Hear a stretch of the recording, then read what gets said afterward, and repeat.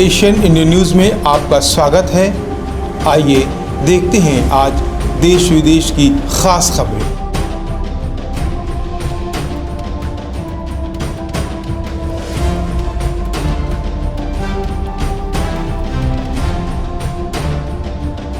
महारानी एलिजाबेथ द्वितीय की मृत्यु ने ऑपरेशन लंदन ब्रिज की शुरुआत की, जो एक विस्तृत योजना थी जिसे 1960 के दशक में लागू किया गया था, जिसमें सावधानी पूर्वक उन प्रक्रियाओं को सूचीबद्ध किया गया है जो उनकी मृत्यु के बाद के क्षणों को पूरा करती है और 10 दिन बाद उनके अंतिम संस्कार में समाप्त होगी। ऑपरेशन लंदन ब्रिज महारानी एलिजाबेथ द्वितीय के अंतिम संस्कार की योजना का नाम है। योजना में उनकी मृत्यु की घोषणा, आधिकारिक शोध की अवधि और उनके राज के अंतिम संस्कार का विवरण भी शामिल है।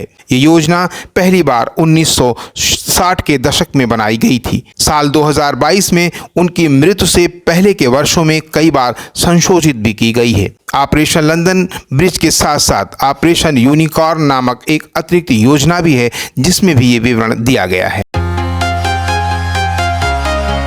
ओडिशा सरकार ने मगरमच्छ संरक्षण और घने मैंग्रोव जंगलों के लिए प्रसिद्ध भितरकनिका वन्य जीव अभयारण्य के अंदर एक विशाल क्षेत्र में झींगा पालन के लिए 2 जलीय कृषि कंपनियों को दिए गए पट्टों को रद्द कर दिया है। भितरकनिका राष्ट्रीय उद्यान उड़ीसा में केंद्रपाड़ा जिले में स्थित है। क्षेत्र को चिल्का झील के बाद राज्य के दूसरे रामसर स्थल के रूप में नामित किया गया है। ये भितरकनिका वन्यजीव अभयारण्य से घिरा हुआ है। गहिरमाथा समुद्र तट और समुद्री अभयारण्य पूर्व में है, जो दलदली क्षेत्र और मैंग्रोव को बंगाल की खाड़ी से अलग करता है। राष्ट्रीय उद्यान और वन्यजीव अभयारण्य ब्राह्मणी, बैतरणी, धामरा, पाठशाला नदियों से जलमग्न है। ये भारत में दूसरा सबसे बड़ा मैंग्रोव पारिस्थितिकी तंत्र है।